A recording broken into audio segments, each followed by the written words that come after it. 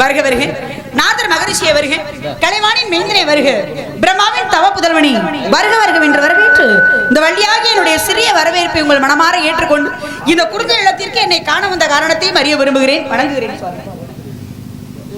மங்களம் உண்டாகட்டு வாழ்க பெண்மகளே வளர்க இல்லத்தில் அழியாது வெந்தலால் வேகாது வேந்தராலும் கொல்லத்தான் இயலாது கொடுத்தாலும் உரைவழியை குறைவிடாது கள்ளத்தார் எவராலும் களவாட முடியாது கல்வி என்னும் உள்ளத்தை பொருள் இறக்க உலகெங்கும் பொருள் தேடி உழல்வதென்ன என்ற கல்வி செல்வத்தை நிலையாக கொண்டு கல்தொன்றி மண்தொன்றா காலத்திற்கெல்லாம் முன்தோன்றியது மூத்த குடிபந்த தமிழ் என்ற தமிழ் இனம் போற்றும் தமிழ் மகளே நீர் வாழ்க வல்லாண்டு கற்றது நாள் ஆய வயனோன்கள் வாழறிவன் நற்றா துளாரனின் என்ற வள்ளுவனின் வாய்மொழிக்கு இணங்க வரவேற்ற உமக்கு இந்த இடத்திலே என சார்பாக சிறிய வாழ்த்து.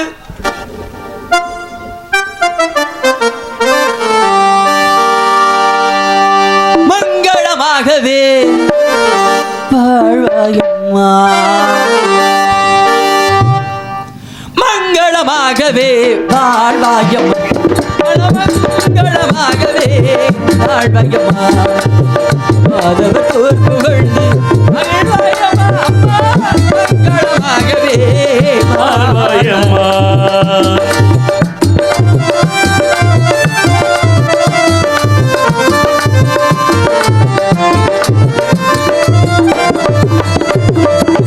திங்களனின் சிவ சங்கரனின் மகனா, திங்களனின் சிவ சங்கரனின் மகனா, செங்கதிர் வேளவனின் திருவருளே நீ, செங்கதிர் வேளவனின் திருவருளாகிடவே மங்களமாகவே வாழ்வாயம்மா, மங்களமாகவே வாழ்வாயம்மா. நீ வாழ்க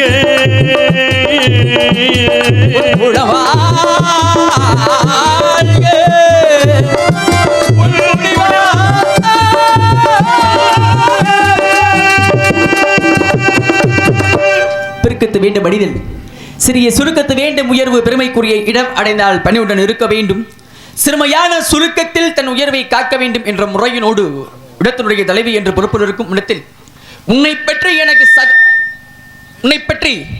எனக்கு சகல விவரங்கள் உன்னை பற்றி எனக்கு அனைத்து அறிந்திருந்தாலும் கூட இந்த இடத்துல நீங்க இந்த இடத்துல உங்களை பத்தி நீங்க என்ன தெரிஞ்சு வச்சிருக்கீங்க அப்படிங்கிறத இந்த இடத்துல நான் கவனிக்கணும். இருந்தாலும் பசித்திரு தனித்திரு விழித்திருன்றார் வள்ளலார் பெருந்தகை. பதவி உயரும் பொழுது பணிவு உயரணுங்கிறாரு. ஏன் அப்படின்னா அப்பொழுதுதான் அந்த பணிவு முதல்ல பதவி உயரும் பொழுதுதான் பணிவு உயரணும் அப்படின்னு அவசியம் கிடையாது. பொதுவாகவே ஒரு மனிதனாக பிறந்தான் அப்படின்னாலே அவனுக்கு பணிவுங்கிறது ரொம்ப அவசியம். யாருக்கு இருக்கு? பொதுவாகவே யாருக்குமே கிடையாது. இல்லாததுனால தானே நாடு போயிட்டு இருக்கு. அப்ப ஏன் அப்படின்னா பதவி உயரும் பொழுது பதவி உயர்ந்துருச்சு அப்படின்னு தலையில கணன்னு வந்துருக்க, தலையில கணம் இருக்கணும், அது அறிவு. தலைக்கணன்னு வந்து அது அழிவுள்ளதான் கொண்டே முடிஞ்சிடும்.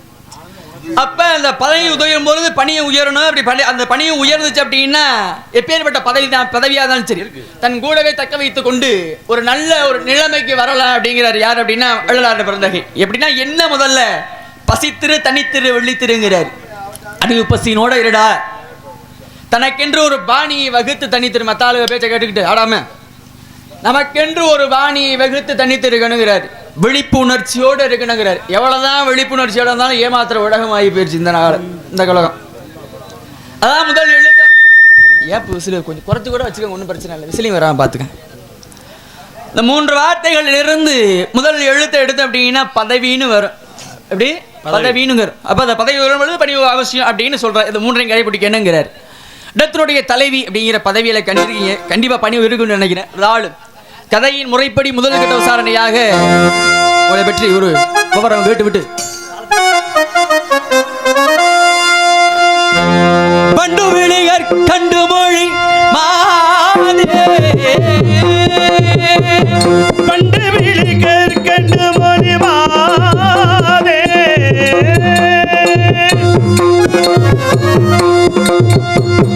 பண்டு விழிகர் கண்டு மொழி மாதே, பண்டு விழிகர் கண்டு மொழி மாதே, பண்டு விழிகர் கண்டு மொழி மாதே மாதே மாதே, பண்டு விழிகர் கண்டு மொழி மாதே மாதே மாதே, பண்டு விழிகர் கண்டு மொழி மாதே, பண்டு விழிகர் கண்டு மொழி மாதே.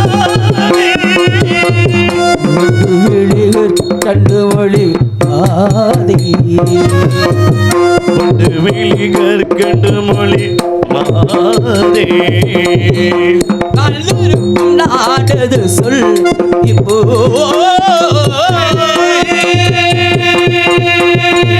ஞான நிலை தானுணர்ந்த சுவாமி சுவாமி ஞான நிலை தான் உணர்ந்த சுவாமி ஞான நிலை தானுணர்ந்த சுவாமி ஞான நிலை தான் உணர்ந்த சுவாமி ஞான நிலை தானுணர்ந்த சுவாமி சுவாமி சுவாமி ஞான நிலை தான் உணர்ந்த சுவாமி சுவாமி சுவாமி ஞான நிலை தானுணர்ந்த சுவாமி சுவாமி சுவாமி ஞான நிலை தான் உணர்ந்த சுவாமி சுவாமி சுவாமி ஞான நிலை ஞான நிலை ஞான நிலை தானுணர்ந்த சுவாமி நாடு மலை நாடு என்றார்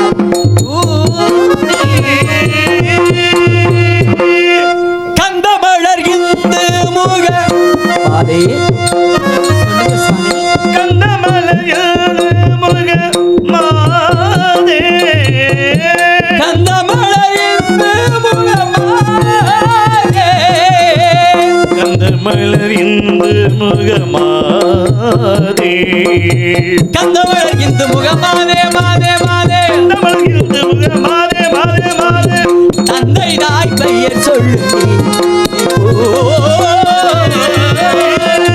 பெயர் நம்பி என்பார் சுவாமி தாய் நன்றி மோகினி என்பார் சுவாமி அழகான ஒரு விஷயம் சுருக்கத்தில் வேண்டும் துணிவு ஆமா பெருக்கத்தில் வேண்டும் பணிதல் சுருக்கத்தில் வேண்டும் துணிவு நம்மள்ட்ட இல்லையா அப்படின்னு கவலைப்பட்டு ஒடுங்கி ஒரு இடத்துல உட்காரக்கூடாது ஆமா. அதற்குண்டான விஷயம் என்னவோ அதை வந்து முயற்சி செய்யணும் அப்படின்னா. கண்டிப்பாக. ஆனா பெருகிருச்சு நம்மள்ட்ட ஒரு பொருள் எல்லா பொருளுமே இருந்துருச்சு வச்சுக்கோங்களேன் ஆ. ஒரே ஆட்டமா ஆடவும் கூடாது இறைவன் பாப்பான் நீ 6:30 மணிக்கு ஆடு என்னைக்கு உன்னுடைய ஆட்டம் ஓடுகிற அதாவது ஓய்கிறதோ அன்னைக்கு என்னுடைய ஆட்டத்தை ஆரம்பிக்கிறேன்னு இறைவனுடைய கணக்கு வேறு அதாவது மண்ணின் மீது மனிதனுக்கு ஆசை மனிதன் மீது மண்ணுக்கு ஆசை மண் தான் கடைசியில ஜெயிக்க என்னைக்குமே ஏன் சொல்றேன் தெரியுமா ஆ. பட்டினத்தாருடைய பாடல் ஆடுகிற ஆட்டம் ஓடுகிற ஓட்டமும் ஒரு நாள் ஓயும் போது கூடுகிற கூட்டம் தான் சொல்லும் நம்ம யாருன்றது ஒண்ணும் கிடையாதுங்க போட்டி பொறாமை கொலை குற்றம் களவு எல்லாம் நம்ம நாட்டுல தான் இருக்கு கண்டிப்பா. இதுல ஒரு விஷயம் இப்ப மத்த நாட்டவர்களை பாருங்களேன் ஒருத்தர் மீது ஒருவர் பொறாமை இருக்காதுங்க பொறாமை கிடையாது அதாவது போட்டி போடுவாங்க சிறு வயதுல இருந்தே அந்த போட்டியெல்லாம் இருந்துகிட்டே இருக்கும் நம்ம 4 பேர் அப்புறம் முன்னேறணும் அப்படின்றது அவங்களா ஏழையா இருக்காங்களா இல்ல ஆனா நம்ம கிட்ட மட்டும்தான் ஒருத்தரை பார்த்து என்ன குறை இருக்குதோ அந்த குறையை வந்து சொல்லிக்கிட்டே இருப்பாங்க ஆனா நம்ம மேல உள்ள குறை அவங்களுக்கு தெரியாது ஏன்னா அதுக்கு தான் சொல்லுவாங்க தனக்கு ஒரு பிரச்சனை வந்துச்சுன்னா வக்கீலா தான் மாறுவாங்க ஆனா பிறருக்கு ஒரு பிரச்சனை வந்துச்சுன்னா நீதிபதியாவே மாறிடுவாங்களா கண்டிப்பாக ஒருவரிடம் ஒரு குறை இருக்கு அப்படிங்கறத எடுத்து உரைக்கிறது தவறு கிடையாது சரி. ஏன் அப்படின்னா ஒரு குறை இருக்கு இந்த குறைய எடுத்து சொல்ற அளவுக்கு இவன் திறமை இருந்தாதான் அப்பேற்பட்ட குறையை எடுத்து உரைக்கணும் எல்லாத்தையும் எல்லா திறமையும் இருந்துறாங்க எல்லாம் உண்மையிலே ஒரு ஏன்னா ஒரு சின்ன விஷயம் மட்டும் சொல்லுங்க ஒரு விஷயம் இது இவ்வளவு நம்ம போராடுறமே வாழ்க்கையில எதற்காக ஒரு ஜான் வயிற்றுக்கு தான் வேற எதுக்காக ஒரு சான் வயிறு இருந்துட்டு போகுது அது பசி அப்படின்றது ஒண்ணு இருக்கு ஆனா அதை காட்டில இன்னும் 4 பேரை போல நல்லா இருக்கணும் விடுவாச கட்டணும் எல்லாம் அப்படின்றது தானே ஆமா 4 பேரை போல மாதா பிதா குருதையும் 4 பேர் வெச்சிர மாதிரி வாழணும்பா அப்படின்னு தோல்வி அடைஞ்சிட்டோம் அப்படின்னா தோண்டு போய் உட்காரலாமா எப்படி அந்த அதாவது வெற்றியினுடைய படியை போய் அடையிறதுதான் தோல்விக்கே வெற்றிக்கே தோல்வி தானே முதல் படிங்கிறாங்க இருக்கட்டும் அந்த முதற் படி போய் அடையிற முடிக்க நமக்கு அவ்வளவு கஷ்டம் இல்லாம அந்த உலகத்துல ஏதாவது கிடைக்குமா எப்படி கிடைக்கும் ஒரு சின்ன விஷயங்க போட்டி பொறாமைன்னு சொன்னேன் இல்லையா இந்த குறை குற்றம்னு சொன்னேன் இல்லையா இங்க என்னென்ன நடக்குது அப்படின்னா பாருங்க ஒண்ணுமே தெரியாதாட்டையும் அடுத்தவங்களை பார்த்து இவங்க என்ன இப்படி பண்றாங்க இவங்க என்ன இப்படி செய்யறாங்க அத்தனை குற்றங்களும் இங்கதான் நடக்கும் மத்த இடத்துல இருக்காது சரி அதெல்லாம் இருந்துட்டு போகுது நீங்க வந்தீங்க சொன்னீங்க சுருக்கத்தில் வேண்டும் துணிவு பெருக்கத்து வேண்டும் துணிவு நம்மள்ட்ட நிறைய இருக்கே அப்படின்றதுக்காக ஆடவும் கூடாது நம்மள்ட்ட இல்லையே அப்படின்றதுக்காக கவலைப்படவும் கூடாது நம்மள்ட்ட இருக்கிறத வச்சு உள்ளதை வச்சு நல்லது பண்ணணும் அப்படின்னு இருக்காங்க வாழ்க்கையில அதனாலதான் இறைவன் கொடுப்பதை யாராலும் தடுக்க முடியாது இறைவன் தடுக்க நினைப்பதை யாராலுமே கொடுக்க முடியாது என்ன சம்பாரிச்சு என்ன கிடைக்கும் தூங்கும் போது வாங்குகின்ற மூச்சு சுழி மாறி போனாலும் போச்சு காயமே இது ஒய்யடா வெறும் காற்றடைத்த பையன் மாயவனால் குயவன் செய்த மண்பாண்ட ஓடடா அவ்வளவுதான் இத ஒரு மனிதன் அறிந்துகிட்டான் புரிஞ்சுக்கிட்டான் அப்படின்னா இந்த நாட்டுல ஏதாவது ஒரு பிரச்சனை வரும்னு நினைக்கிறீங்களா நீங்க? இல்லங்க, அதுதான் மனித வாழ்க்கையே. புரிஞ்சுக்கிட்டாதான் எல்லாம் ஞானி ஆயிரலாமே. ஆமா ஆமா, அது புரிஞ்சுக்காத முடிக்கத்தானே. இது நீங்க பெரிய ஞானி, ஞானியை விட ஒரு ரிஷி, ஒரு முனிவர் அப்படின்னு கூட சொல்லலாம். தேவரிஷி ஈரேழு 14 குலங்கள் சுற்றி வந்த நாரத மகரிஷி இந்த குறிஞ்சி நிலத்திலே வள்ளியாகிய வேள்விமலை சாரல் ஓரமாக காவல் செய்யக்கூடிய என்னைய சந்திச்சிருக்கீங்க. மிக்க சந்தோஷம். எனது நாடு தொண்டை நாடு, தலைநகரம் மேற்பாடி, ஊரோ சிற்றூர், தந்தையின் பேரோ நம்பி தலைவன், எனது தாயார் பெயரோ நங்கை மோகினி. உங்க பேரு? வள்ளி. உடன் பிறந்தவர்கள் எத்தனை பேர்? பிறவாதவர்கள் 7 பேர். உடன் பிறவாதவர்கள் உங்களுக்கு சொன்னது யாரு? நான் தான் சொல்றேன். சின்ன பிள்ளையா இருக்கும் பொழுது உங்களுக்கு தெரியுமா? தெரியாது. தெரியாது. எழுத்து வருத்த புள்ள. அப்ப தாய் தகப்பனை பெற்றெடுத்தவங்க என் வாயில இருந்து வரலையே. அதான் சொல்றேன். உடன் பிறவாதவர்கள் உங்களுக்கு சொல்லது யாருன்னு கேக்குறேன். எங்க அப்பா சொல்லிருக்காங்க. உங்க அப்பா சொல்லி உங்களை வளர்த்து வள்ளிக்கிழங்கு தோண்டி எடுக்கப்பட்ட பள்ளத்திற்கு அருகில் உன்னை கண்டெடுக்கப்பட்டோம் அப்படி. நான் கேக்குறேமா, என்ன இந்த தொண்டை நாட்டுல தான் வேள்விமலை சாரல்ங்கிறது இருக்கா? தொண்டை நாட்டுல தான் வேள்விமலை சாரல்ங்கிறது இருக்கா? ஏன் நீங்க வேற எங்கெல்லாம் இருக்குன்னு ஆசைப்படுறீங்க? வேள்விமலை சாரல்ன்றது முதல்ல என்ன? வேள்வினா யாகம். வேள்விங்கிறது யாகம், முனிவர்கள் செய்யக்கூடியது முனிவர்கள். ஆமா. அப்ப அந்த மலை இன்னைக்கு எங்க இருக்கு நம்ம சொல்ல முடியுமா? எங்க இருக்கு சொல்லுங்களேன். மலையும் சார்ந்த பகுதி சொல்லுங்க. அதான் கடலும் கடல் சார்ந்த பகுதி, மணலும் மணல் சார்ந்த பகுதி, வயலும் சார்ந்த பகுதி. ஐவகை நிலங்களுக்கு ஒவ்வொரு சொந்தம் இருக்குது. இப்ப ஒவ்வொரு நிலத்துக்கும் ஒரு தெய்வமும் இருக்காங்க. இப்ப இந்த நிலத்தினுடைய கடவுள் யாருன்னு கேட்டீங்கன்னா என்ன சொல்லுவீங்க? அவர் பேரு சேயோன்னுங்கறோம். குறிஞ்சி நிலத்து சேயோன், செட்டி, குகன், பல பேர் இருக்கு. முருகப்பெருமானுக்கு எண்ணில் அடங்காத பெயர்கள் இருக்கிறது. ஏன்னா தமிழ் கடவுள் முருகப்பெருமான் அல்லவா? தமிழ் கடவுள் முருகப்பெருமான். ஆமா. தமிழ் தாத்தானா யார சொல்லுவோம்? அவதான் தமிழ் தாத்தா ஊபே சாமிநாத ஐயர். தமிழுக்கு தலைவன்னா யார? தமிழுக்கு தலைவன்னா அப்பா தான். வேற யாரு? யாரப்பா?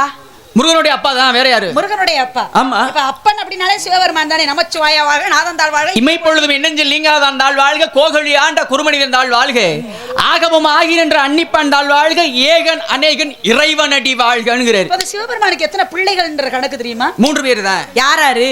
விநாயக பெருமான், முருகப்பெருமான், அந்த அருகார் வருங்க. எல்லாருமே சிவனுடைய இந்திரியத்துக்கு பிறந்த பிள்ளைகளா? அப்படி கிடையாது. தெய்வங்கள் தோற்றுவிக்கப்படுவர்கள் தானே. ஆமா. இப்ப பிறப்பது பலவிதமானது இருக்கு. ஆமா. இப்ப பொரிப்பது, போடுவது, பிறப்பது அப்படின்றது. பொரிப்பதுங்கிறது முட்டையில இருந்து குஞ்சாகப்பட்டு வெளில வருவது. தோற்றுவிக்கப்படுவது என்பது தோற்றுவிக்கப்படுவடைய கணக்கு தான் தெய்வங்களுடைய கணக்கு. அப்ப சிவபெருமானுடைய பிள்ளைகள் அப்படின்னா யார சொல்றோம்? அதாவது விநாயக பெருமான், முருகப்பெருமான், ஐயப்பனை சொல்றோம். இப்ப அதே சிவபெருமானுக்கு பெண் பிள்ளைகள் என்ற கணக்கு இருக்கா? யாரும் அது இல்லங்க. ராவணேஸ்வரர் இருக்கானே, பயங்கரமான ஒரு அசுரன். அசுரனாக இருந்தாலும் மிகச்சிறந்த ஒரு நல்ல பாவி. தேவாதி தேவர்கள் எல்லாம் துன்புறுத்துறான். இவனுக்கு என்ன நினைப்பு? நம்ம சிறந்த பலசாலி. பாத்தீங்களா, எங்க யாரையுமே காணோம். சிறந்த பலசாலின்ற ஒரு நினைப்பு. ஆனா இந்த பலசாலி தான். ஏன்னா சிவபெருமானுடைய மனதையே இழக வைத்தவன்னா ராவணேஸ்வரன் தான் சொல்லுவோம். இப்ப முருகபெருமானுக்கு பிடித்த ராகம்னா எந்த ராகத்தை சொல்லுவோம்? சண்முக பிரியன்மோ.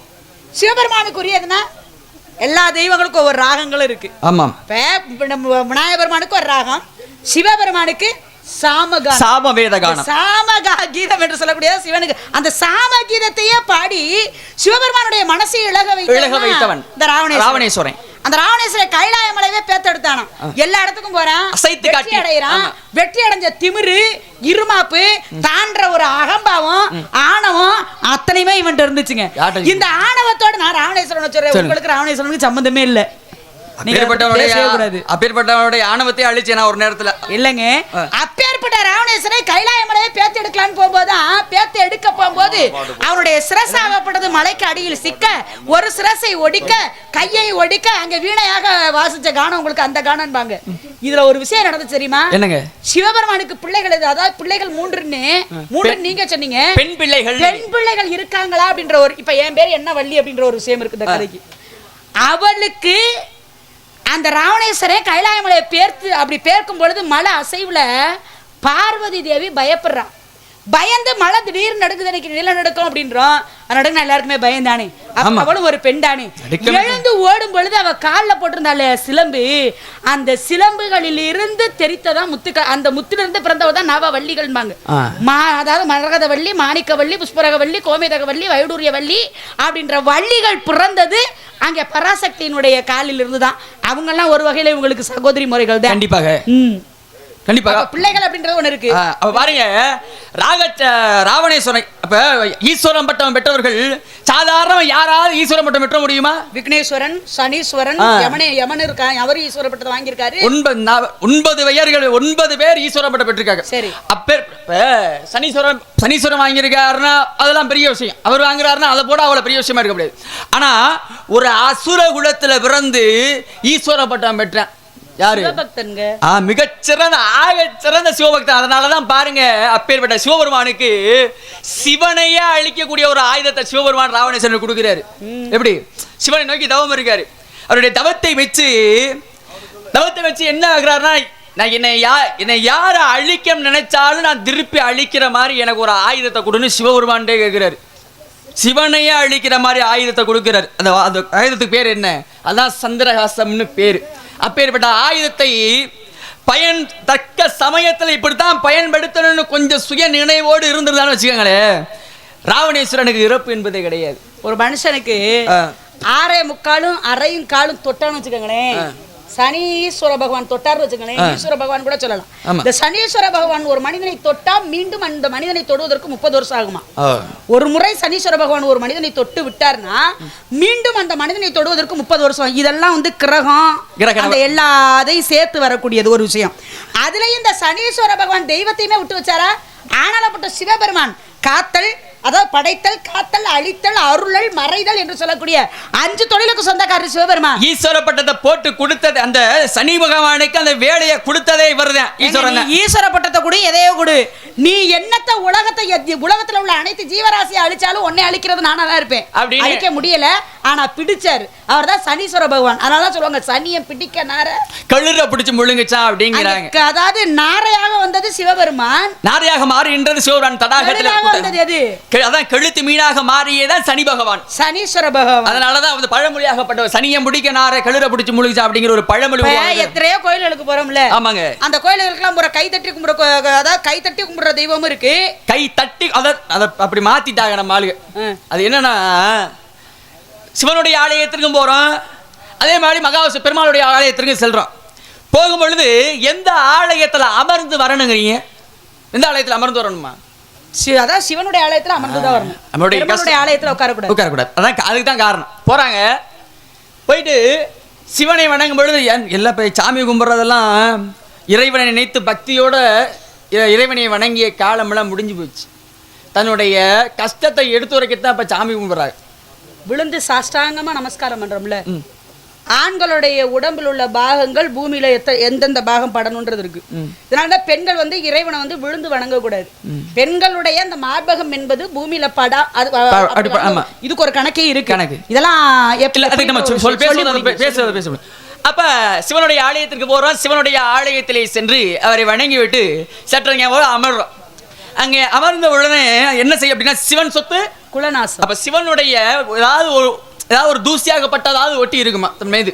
அப்ப என்ன செய்யறோம் அப்படின்னா, சிவனை சுற்றி இறுதியாக சிவனை வணங்கி விட்டு சிவனை சுற்றி வருது. அவருடைய எந்த புறம் இருக்குமா? இடதுபுறமாக இருக்கும். இடதுபுறமாக சண்டிகேஸ்வரர் என்று சொல்லக்கூடிய இருப்பார். அவர் ஏன் அப்படின்னா, அந்த கை தட்டி நம்மளால சொல்றாங்க சண்டிகேஸ்வரர் செவிட்டுச்சாமி, அவர்கிட்ட போய் 2 கையை இப்படி தட்டி கும்பிட்டுட்டு வரணும் அப்படின்னு. அது இல்லை கணக்கு. சண்டிகேஸ்வரர் என்பது சிவனுடைய கணக்கு வழக்குகளை பார்ப்பவாராம். ஐயா, நான் சிவனுடைய ஆலயத்திற்கு வந்தேன், அமர்ந்தேன். அப்போ இருக்கும்போது அவருடைய சொத்தாகப்பட்டது என் மேலே ஒட்டியிருந்தாலும் இருக்கும். நான் இறுதியாக வணங்கி விட்டு இறுதியாக வீட்டுக்கு போகிறேன். வீட்டுக்கு போகும் பொழுது அவரோட சிவனுடைய சொத்தை எந்த ஒரு சொத்தையுமே எடுத்துட்டு போகல அப்படின்னு 2 கைகளையும் துடைத்து காட்டி விட்டு எங்க செய்யணுமா? வீட்டுக்கு செல்ல வேண்டும். சிவனுடைய ஆலயத்துல விபூதி எடுக்க கூடாதுன்றீங்களா? விபூதி எடுக்க திருநீருட்டா யாரு கட்டா சிவனை மறந்தார் யார் வாழ்ந்தார்? அவருடைய திருநீருட்டு கட்டவனும் உண்டு, சிவனை மறந்து வாழ்ந்தவனும் உண்டு. இது கணக்கெல்லாம் உங்களுக்கு நல்லாவே தெரியும். அப்ப அதே மாதிரி சிவனுடைய ஆலயத்துக்கு போனா விபூதி எடுத்துட்டு வரக்கூடாதுன்ற ஒரு வழக்கு கொண்டு வர்றீங்களா? அப்படி கிடையாது. அது புரியல. என்ன அப்படி கிடையாது. அவருடைய சொத்தை நான் சொல்ல வரேன். இன்னொரு விஷயம், சிவனுடைய ஆலயத்துக்கு போறோம், சிவனை வணங்குறோம், பூத கணங்களாகப்பட்டது சிவனுடைய ஆலயத்துல அமர்ந்து தான் வரணும். ஆமா. ஆனா சிவனுடைய ஆலயத்துல இத்தனை சுத்து தான் அப்படின்ற ஒரு கணக்கு, விநாயகருடைய ஆலயத்துல இத்தனை சுத்து தான் அப்படின்ற ஒரு கணக்கு, அம்மன் ஆலயத்துல இத்தனை சுத்து தான் இத்தனை சுத்து தான் அப்படின்ற ஒவ்வொரு தெய்வங்களுக்கும் ஒரு விதிமுறைகள். பெருமாளுடைய ஆலயத்துக்கு போறோம்ல, பெருமாளுடைய ஆலயத்துக்கு போய் பெருமாளை நம்ம வணங்கினா ஏன் பெருமாளுடைய ஆலயத்துல உட்கார கூடாது? பாருங்க, பெருமாளுடைய மனைவி யார் அப்படின்னா அதான் மகாலட்சுமி. செல்வங்கள் மொத்தம் எப்படி எத்தனை அப்படின்னா 16 செல்வங்கள். 16 பெற்று பெருவாழ் வாழும்னு சொல்றோம்ல. இந்த 16 பெற்று 16 உள்ளையில பெற்றுக்கிட்டா இல்ல, 16 பிள்ளைகளை பெற்று இல்ல, 16 செல்வங்களையும் பெற்று புகழ், கல்வி, வழி, வெற்றி, நன்மக்கள், பொன், நெல், நன்னூல், நுகர்ச்சி, அறிவு, அழகு என்று சொல்லக்கூடியது இந்த 16 செல்வம். இந்த 16 செல்வத்துக்கும் அதிபதி யார் அப்படின்னா அதான் என் பாட்டி மகாலட்சுமி. என்ன செய்யறா அப்படின்னா இரவு வழங்கும் பொழுது அந்த மகாலட்சுமி போட்ட என்ன செய்வா அப்படின்னா அந்த 16 செல்வங்களையும் தங்கிடமே கொடுத்துருவாளாம். 16 செல்வங்களை அந்த அம்மா கொடுக்குது. ஆமா, அந்த அந்த எங்கேயும் போய் அமராமல் வேற எங்கும் செல்லாமல் வேற எங்கேயும் போய் ஒழிக்காம அந்த செல்வத்தை கொண்டு போய் வீட்டுல சேர்த்தோம் அப்படின்னு நம்ம வீட்டுல செல்வ மதிப்பு கூட எந்த ஒரு நோய் நொடிகளும் வராது அப்படிங்கிறது ஒரு ஐதீகம். 16 செல்வங்களும் அந்த மாட்ட நிறைஞ்சு கிடக்கும் போது கட்டுன கணவன்ட்ட எல்லா செல்வங்களுமே இழந்து போய் நின்னாரு வைகுந்தத்துல. ஏன் இருக்கணும்? என்ன காரணம்? வைகுந்த வாசன் யாருன்னா ஸ்ரீனிவாச பெருமாள், மகாவிஷ்ணுவை தான் சொல்றோம். ஆனா அந்த ஸ்ரீனிவாசனாக அவதாரம் எடுத்ததே பத்மாவதி தாயாரை திருமணம் என்பதற்கு தானே. அப்பேற்பட்ட மகாலட்சுமி செல்வத்துக்கு அதிபதியாக இருக்கும்போது ஏன் இவர் ஸ்ரீனிவாச அவதாரம் எடுத்து கடை வாங்கணும் குபேரன்ட்ட? அந்த அம்மா தான் செல்வத்துக்கு அதிபதியாச்சே. இதுல ஒரு கணக்கே உள்ளருக்கு அடங்கி இருக்கு. ஒரு காரணம், இப்ப வைகுந்தத்துல மகாவிஷ்ணு மகாலட்சுமி என்ன பண்றாங்க? பிருகு முனிவர் என்று சொல்லக்கூடியவர் எட்டி உதைகிறாரு. யார? மகாவிஷ்ணுவை.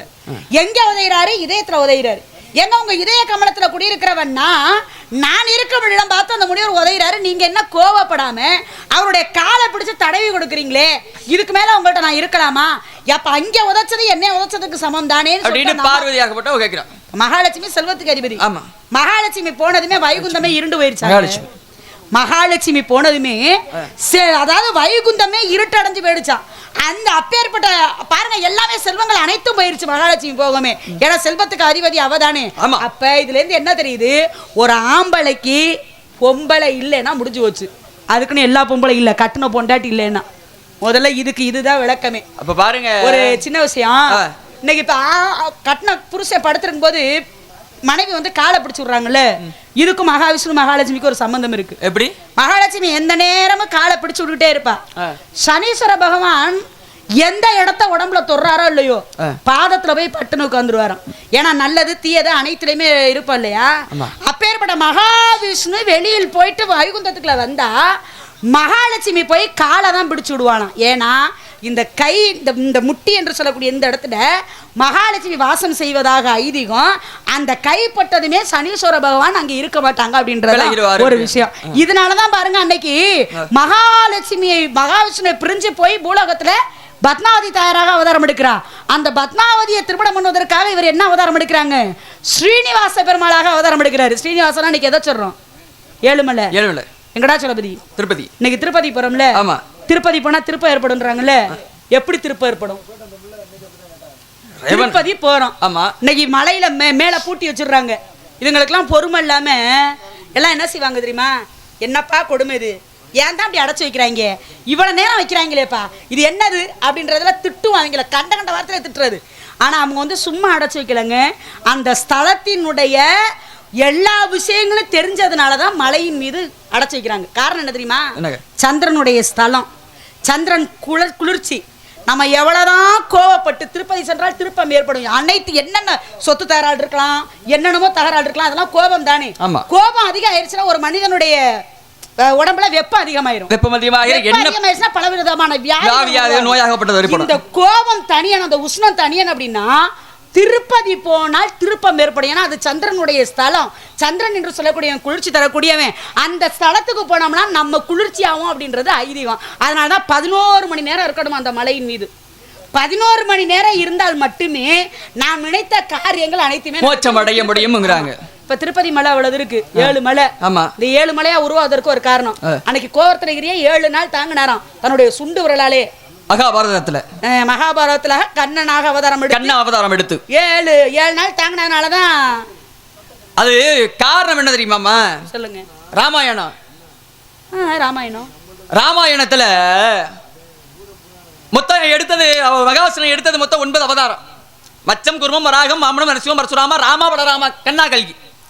கண்ணா அவதாரம் வந்து 9வது அவதாரம் தான். அப்ப 9வது அவதாரத்துல நடந்தது மகாபாரதம். என்ன காரணம் தெரியுமா? ராமாயணத்துல ராமன்ங்கிறது மனித அவதாரம், மனித அவதாரம் எடுத்து எத்தனையோ கற்களுக்கு சாபமட்டை இந்த பாறைகளுக்கு கற்களுக்கு மோட்சம் கொடுத்தாரு. எப்படி மோட்சம் கொடுக்கிறாரு? மோட்சம் கொடுத்து ஆனா ஒரே ஒரு மலைக்கு மட்டும் அவரால் சாப விமோசனம் கொடுக்க முடியல. என்னால இந்த ஜென்மத்தில் சாப விமோசனம் கொடுக்க முடியல, அடுத்த ஜென்மத்தில் நான் சாப விமோசனம் கொடுக்குறேங்கிற ஒரு வார்த்தையை விட்டார். அது என்ன காரணம்? அந்த நீங்க சொல்ற அந்த மலை, அது என்ன காரணம்ங்கிறீங்கம்மா? குரங்கு இருக்குல்ல, யார சொல்றீங்க? அங்க கதையில 2 குரங்கு. ராமன் ஏங்க இலங்கைக்கு போனோம்? சீதையை மீட்டுட்டு வரதானே. ஆமா, சீதை இருந்ததே மொத்தம் 10 மாத கணக்கு தான். ஆமா, இது பிராணத்துல படிச்சாலே நமக்கு தெரிஞ்சிடும். 10 மாதங்கள் ராவணேஸ்வரை அசோகவனத்துல கடத்தி வைக்கப்பட்டிருந்தா சீதையை. இந்த 10 மாதங்கள் சீதை அசோகவனத்துல இருக்கும் பொழுது அவளை மீட்டுக்கிட்டு வரணும் அப்படின்னா சுக்ரீவன் என்று சொல்லக்கூடியவனுடைய உதவி அவருக்கு தேவைப்பட்டுச்சு. அதனாலதான் அவங்க 2 பேரும் உடன்படிக்கை பண்ணிட்டாங்க. நான் உன் மனைவியை மீட்டு கொடுப்பதற்கு நான் உனக்கு அதாவது உதவி பண்றேன், நீ என்னுடைய நாட்டையும் என் மனைவியை மீட்டு கொடுப்பாயா அப்படின்றது 2 பேருக்கு நடந்த விஷயம். யார் யாருக்கும்?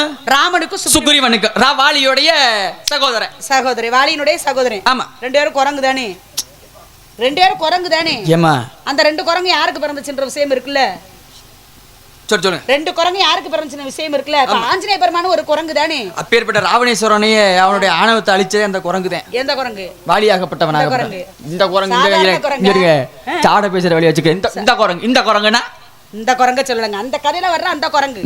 ஏன் உங்களை குரங்குன்னு சொல்ற என்ன குத்தம் வந்துச்சு? இங்க வாங்க. அப்ப குரங்குன்னு சொல்றால என்ன வந்துச்சு? ஏன் ஒரு பொம்பளைக்காக நீங்க குரங்கா பேர்க்கல? அது முகம் மாறியது, அதன் பிறகு மாறி. அதை கேட்கல நான். முகம் மாறியதெல்லாம் நான் கேட்க வரல. குரங்கா மாறினவர் தானே, முகம் குரங்கா தானே போச்சு. அப்பதான் அதனாலதான் குத்த உள்ள நினைச்சுதான் குறுகுறுங்குமா. அதனாலதான் குரங்குன்னு சொல்லதும் உங்களுக்கு கோவம் வருது. ஏன் குரங்குன்னு சொன்னா கோவலாம் பட மாட்டேன், பேசுங்க. ஏன் அப்ப அன்னைக்கு 2 குரங்கு தொட்டு கொடுத்த குரங்கு தொட்டு கொடுத்த கல்லுதான் அங்க மிதந்துச்சான். ஒரே தண்ணிக்குள்ள கல்ல தூக்கி போடுங்க. ஏன் அதுக்கு பேர் வானரம் இருக்குல்ல, மந்தின்னு இருக்குல்ல, அப்படி சொல்ல குரங்கு. குரங்கு சொன்னா தான் மாருதின் இருக்குல்ல. மாருதி எவ்வளவு பேர் இருக்கு. வானரம்னா ஆண் குரங்கு, மந்தினா பெண் குரங்கு. நான் காட்டுல வசிக்க கூடிய பிள்ளை குரங்குன்னு தான் சொல்ல முடியும். அந்த குரங்கு 2 குரங்கு தொட்டு கொடுத்த கல்லு தான் இங்க மிதந்துச்சான். தண்ணிக்குள்ள கல்ல தூக்கி, சின்ன கல்ல தூக்கி போட்டாலும் சரிங்க, கல்லு மிதக்காது, அவங்க தான் செய்யும். ஆனா அங்க இந்த 2 குரங்கு தொட்டு கொடுத்த கல்லு மட்டும் மிதந்துச்சு. அந்த 2 குரங்கு சாட பேசணுங்கிற ஒரு எண்ணம் இருக்கு. பேசிட்டு அதனால நான் எனக்கு சாட பேசுறாங்க. சொல்லுங்க, இது சாடையா? புடிச்சு அவனுங்க சாடையா? அப்புறம் என்ன வந்த விஷயத்தை சொல்லுங்க. எதுக்கு வந்தீங்க? உங்களுக்கு மாப்பிள்ளாத்து வந்திருக்கேன். ஆமா, என் கேரகம், என் தலையெழுத்து, மாப்பிள்ளை பார்த்து நான் கட்டணுன்றதா? சின்ன பொண்ணுதான்.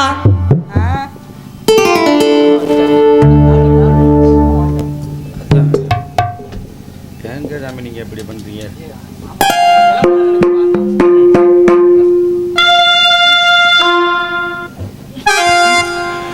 ஒரு கட்டு கரும்பா ஓராயிரமா? அப்படியா? ஓராயிரத்தை எத்துங்க வள்ளிக்கு கப்பலுல. எதுக்கு? கப்பலும் வராம கடலும் சேராம எப்ப வருவாரோ முருக, எப்ப வருவாரோ? ஒரு கட்டு கரும்பா ஓராயிரமா? ஓராயிரத்தை எத்துங்க வள்ளிக்கு கப்பலுல. கப்பலும் வராம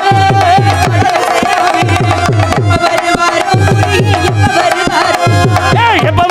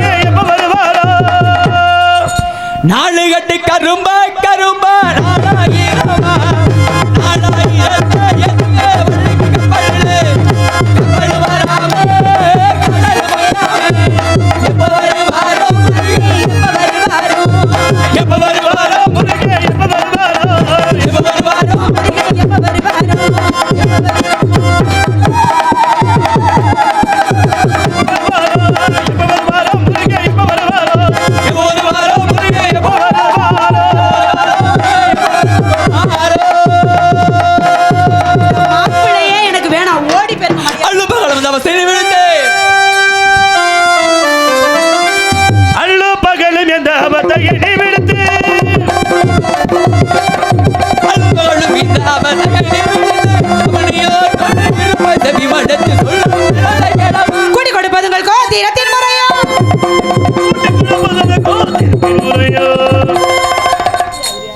தயவு செஞ்சு இப்படி பண்ணாது, எனக்கு பயமா இருக்கு. இருக்கிறது 3/4 கிலோ எலும்பு, 1/4 கிலோ சதைதான் இருக்கு. நடிக்கிறாரம்மா. இதுல வேற விழா எலும்பு அத்தனையும் கிடைக்குது. கூடி கொடுப்பதுங்கள் கோத்திரத்தின் முறையோ. கூடி கொடுப்பதுங்கள்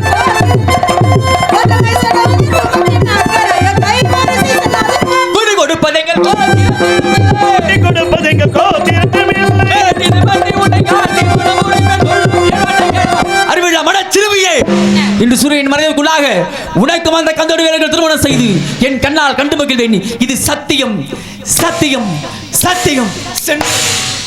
போவா சாமி. தனியா இருக்க பொம்பளை பிள்ளைங்க நம்மளுக்கு கேட்க பக்கம் நாதில மத்தியில அண்ணன் தம்பி 7 பேர் எரும மாடு மாதிரி இருக்கான். முடிஞ்சா இப்ப என் தங்கச்சியை பேசி பாருங்க. என்ன கேட்க பக்கம் கேட்போம், பேசுவோம். இல்லப்பா, என்னென்ன பேசி சாமி இல்ல இங்க பேசிட்டு நீங்க போங்க சாமி. என்ன உங்களை போய் யாரும் என்னென்ன பேசுறதுப்பா? முடிஞ்சா பண்ணி பேசி பாரியா. என் தங்கச்சிட்ட அண்ணன் தம்பி 7 பேர் எரும மாடு மாதிரி இருக்கான். அத்தனையும் தரதலையா இருக்கீங்களே, என்னன்றது? ஏடா அவர் போனதுக்கு அப்புறம் பேசுறியா? மானங்கடா ஐயாப்பா. டீ சாப்பிட போலையா?